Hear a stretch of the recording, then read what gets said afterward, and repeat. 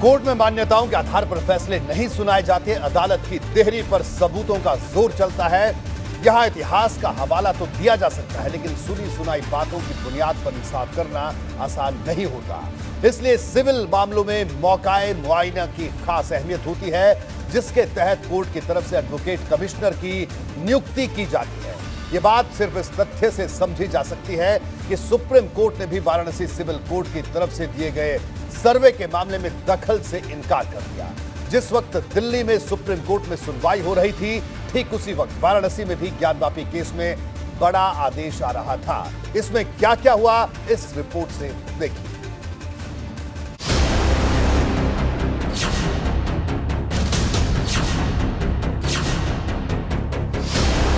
ज्ञानवापी के श्रृंगार गौरी केस पर नजरें टिकाए लोगों को भरोसा था कि रहस्य के पिटारे से निकलकर सर्वे में मिले तथ्य जब कोर्ट की मेज पर रिपोर्ट में लपेट कर रखे जाएंगे तो एक लंबा इंतजार खत्म हो जाएगा और मस्जिद परिसर के भीतर शिवलिंग मिलने से लेकर हिंदू देवी देवताओं के दूसरे प्रतीकों के मिलने या न मिलने के दावों का सच सामने आ जाएगा। लेकिन ऐसा हुआ नहीं। ये इंतजार 2 दिनों के लिए और भी बढ़ गया।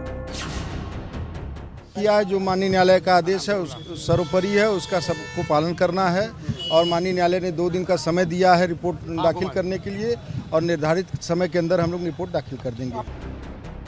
वाराणसी के सिविल कोर्ट ने इसके साथ ही तमाम एडवोकेट कमिश्नर को फिर से आचार संहिता की याद दिला दी। अजय मिश्रा को एडवोकेट कमिश्नर की जिम्मेदारी से जिन वजहों से हटाया गया, वो दूसरे एडवोकेट कमिश्नर के लिए एक संदेश है। ये आप लोग मीडिया में हैं, आप लोग खुद देख लें। वो सर्वे टीम के सदस्य बन के पूरा बाइट दे रहे थे। इससे निष्पक्षता और बिना भेदभाव की जो हम लोग को अपनी रिपोर्ट प्रेषित करनी थी, दाखिल करनी थी कोर्ट में, उस पर एक प्रश्न चिन्ह उठता, इसीलिए माननीय न्यायालय ने ये कदम उठाया। उधर कोर्ट कमिश्नर की भूमिका से हटाए जाने के बाद अजय मिश्रा ने special advocate commissioner Vishal Singh पर गंभीर आरोप लगाए। विशाल सिंह की शिकायत के बाद ही अदालत ने अजय मिश्रा पर कार्रवाई की। अब अजय मिश्रा ने कहा है कि वर्चस्व और सम्मान की लड़ाई में विशाल सिंह ने ऐसा किया। वजह पता होती सर, दुख नहीं होता। दुखी हैं आप? एकदम दुखी है। महत्वाकांक्षा है, उनको लगा कि मुझसे रहने से उनका सम्मान घट रहा है, इसलिए उन्होंने कुछ किया अपना। जो सम्मान की लड़ाई, मुझे तो अभी तक तो यही समझ में आता है।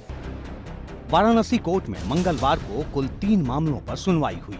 इसके बारे में हर खास बात आपको जान लेनी चाहिए। पहला मामला, कोर्ट कमीशन की रिपोर्ट पेश नहीं हुई। कोर्ट कमीशन ने 2 दिन की मोहलत मांगी। अदालत ने मांग पर लगाई मुहर। कोर्ट ने एडवोकेट कमिश्नर अजय मिश्रा को हटा दिया। अब special advocate commissioner Vishal Singh पेश करेंगे रिपोर्ट।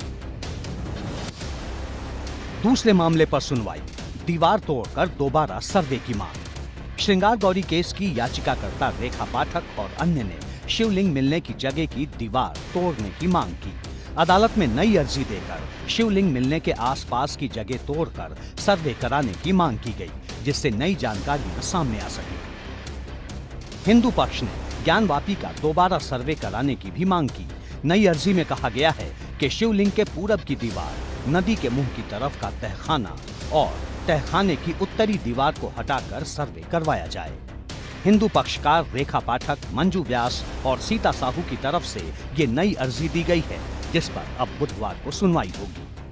हम लोग आए हैं कि हमारे बाबा का सुरक्षित रहे और ये जो मलबा हटाए, बाबा के अगल बगल से मलबा हटाया जाए, हमारे बाबा को सुरक्षित रखा जाए। तो कोर्ट ने आदेश दे दिया। कितनी लंबी लड़ाई थी और यहाँ तो अभी तो वहाँ जो वजूद लोग कर रहे हैं, वजू को हटाने के लिए कि मतलब वजू वहाँ से हट जाए, हाथ पैर न धोआ जाए। बाबा का हमारा शिवलिंग है वहाँ पे। वाराणसी कोर्ट में ज्ञानवापी से जुड़े एक और मामले पर सुनवाई हुई। वहीं यूपी सरकार के वकील की तरफ से दी गई अर्जी पर भी सुनवाई हुई, जिसमें दलील दी गई है कि मस्जिद परिसर में वजू खाने की जगह को सील किए जाने की आदेश की वजह से यहाँ कुछ मुश्किलें पैदा हो गई हैं, जिसे खत्म किया जाए। इस अर्जी में कहा गया था कि शिवलिंग मिलने के दावे के बाद जिस जगह को सील किया गया है, उसी जगह से होकर लोग यहाँ शौचालय में जाते हैं।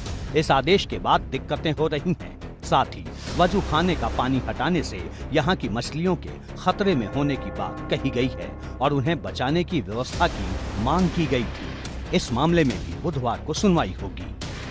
एबीपी गंगा के लिए वाराणसी से नीतीश पांडे के साथ मोहम्मद मोइन की रिपोर्ट।